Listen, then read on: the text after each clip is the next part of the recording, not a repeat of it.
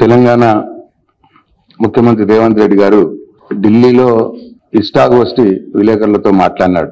వారి వ్యవహారం ఎట్లా ఉందంటే గల్లీలో గల్లీదందాలు చేసి ఢిల్లీలో గులాంగిరి చేస్తున్నట్టు ఆయన వ్యవహారం ఉంది. ఎందుకంటే ఆయన మాటలే పాపం ఆయన 2 రోజులుగా ముఖ్యమంత్రిగా మంత్రులకు తన శాఖను తాను ఇచ్చుకోలేని స్థితిలో 2 రోజులుగా ఢిల్లీలో పడగాపులు కాసి వాళ్ళ అధినాయకుల అపాయింట్మెంట్లు కూడా దొరకని నిస్సహాయ స్థితిలో ఆ ఫ్రస్ట్రేషన్లో ఆయన ఇష్టాగోష్ఠిలో మాట్లాడినట్టు కనిపిస్తా ఉన్నది. కేసీఆర్ గారు కిషన్ రెడ్డి గారు ఒక్కటే అన్నమాట మాట్లాడినాడు. నిజానికి వాస్తవంగానైతే రేవంత్ రెడ్డి గారు బీజేపీ ఒకటి. వాళ్ళ దోస్తాన ఎప్పటికప్పుడు అనేక సందర్భాల్లో బయటపడ్డది. ఉదాహరణకు బీజేపీ ఎంపీ విశ్వేశ్వరరెడ్డి గారు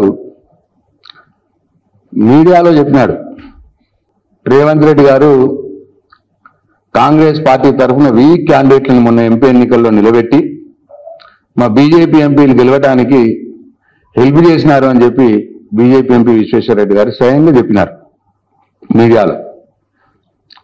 ఆయన చెప్పిన దాంట్లో వాస్తవం ఉంది నిజంగా.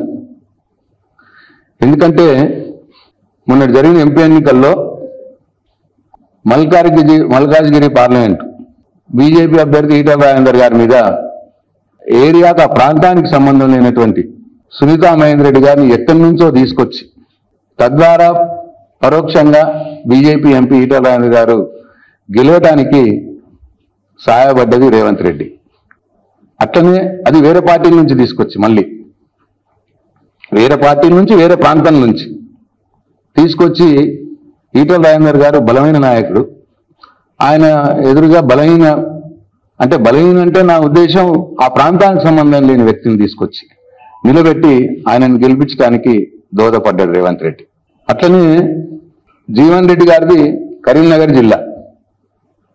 ఆయన కరీంనగర్లో బండి సంజయ్ గారి మీద పోటీ చేసే అవకాశం ఇస్తే కాంగ్రెస్ పార్టీకి బెటర్ క్యాండిడేట్. ఆయన కరీంనగర్లో ఇవ్వకుండా అక్కడ వెల్సాల రాజేంద్రరావు గారిని ప్రత్యక్ష రాజకీయాలతో సంబంధం లేనటువంటి వ్యక్తిని బండి సంజయ్ మరి ఆయన కూడా బలమైన నాయకుడు, ఆయన మీద వీక్ క్యాండిడేట్ని పెట్టి బండి సంజయ్ గెలవడానికి కారణమైంది.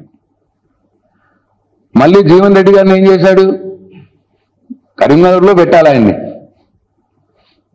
పెడితే అక్కడ బెటర్ క్యాండిడేట్ కరీంనగర్లో కాంగ్రెస్ పార్టీకి తీసుకొచ్చి నిజామాబాద్లో పెట్టినారు. మళ్ళీ నిజామాబాద్ ఆయన వీక్ క్యాండిడేట్. ఆయన నిజామాబాద్ పార్లమెంటు నియోజకవర్గంలో 5 అసెంబ్లీ నియోజకవర్గాలకు ఆయనకు సంబంధం లేదు. ఆయన్ని పెట్టి అరవింద్ని గెలిపేయడానికి కారణమైంది రేవంత్ రెడ్డి. అక్కడనేమో బండి సంజయ్ని గెలిపేయడానికి కారణమైంది కరీంనగర్లో. అట్లనే సికింద్రాబాద్ కిషన్ రెడ్డి గారి మీద ఆయన కూడా బలమైన క్యాండిడేట్ బీజేపీకి. అప్పటిదానిక బీఆర్ఎస్ పార్టీలో ఉన్నటువంటి ఎమ్మెల్యేగా ఉన్నటువంటి వ్యక్తిని తెల్లారి కాంగ్రెస్ పార్టీ టికెట్ ఇప్పించినారు రేవంత్ రెడ్డి. అంటే బీఆర్ఎస్ ఎమ్మెల్యేని కాంగ్రెస్ పార్టీ ఎంపీ అభ్యర్థిగా నిలబెడితే ప్రజలు నమ్ముతారా? కావాలనే అటు కిషన్ రెడ్డి గారిని గెలిపించాలి, బీజేపీ ఎంపీని గెలిపించాలని రేవంత్ రెడ్డి గారి ప్రయత్నం చేసిండు. కిషన్ రెడ్డి గారు గెలిచిపోయినాడు. అట్లనే మెదక్లో రఘునందన్ రావు గారి మీద అప్పటి మటుకు ఎమ్మెల్యే ఎలక్షన్ కానీ ఎంపీ ఎలక్షన్లు కానీ అనుభవం లేనటువంటి ఒక యువకుణ్ణి నిలబెట్టి రఘునందన్ రావు గారు బీజేపీ ఎంపీగా మెదక్ నుంచి గెలవటానికి సహాయపడ్డాడు రేవంత్ రెడ్డి. అట్లనే ఆదిలాబాద్లో నరేష్, ఆయన మాజీ మంత్రి మాజీ ఎంపీ నగేష్, ఆయన మీద అప్పటి మటుకు అసలు ఏ ఎలక్షన్లో పార్టిసిపేట్ చేయని, అంటే ఎమ్మెల్యే ఎంపీ ఎలక్షన్లో నిలబడినటువంటి ఒక వ్యక్తిని తీసుకొచ్చి నిలబెట్టి నగేష్ గెలుపుకు బీజేపీ ఎంపీ గెలుపుకు కారణమైంది.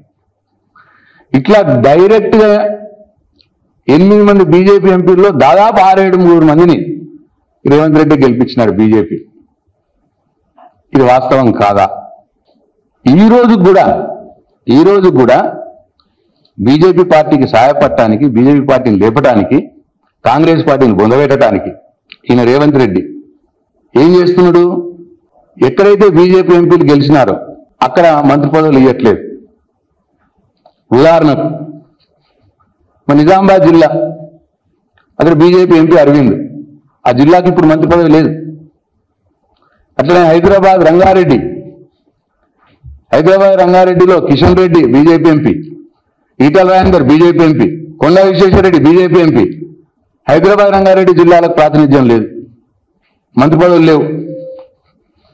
అట్లనే ఆదిలాబాద్లో నగేష్ ఎంపీ, ఆ ఎంపీ నియోజకవర్గ 9 నియోజకవర్గాల 7 అసెంబ్లీ నియోజకవర్గాలకు సంబంధించిన ఒక్క మంత్రి కూడా లేడు. ఇట్లా ప్రత్యక్షంగా డైరెక్ట్గా ఇవాళ రేవంత్ రెడ్డి గారు బీజేపీ పార్టీకి సహాయపడుతున్నాడు.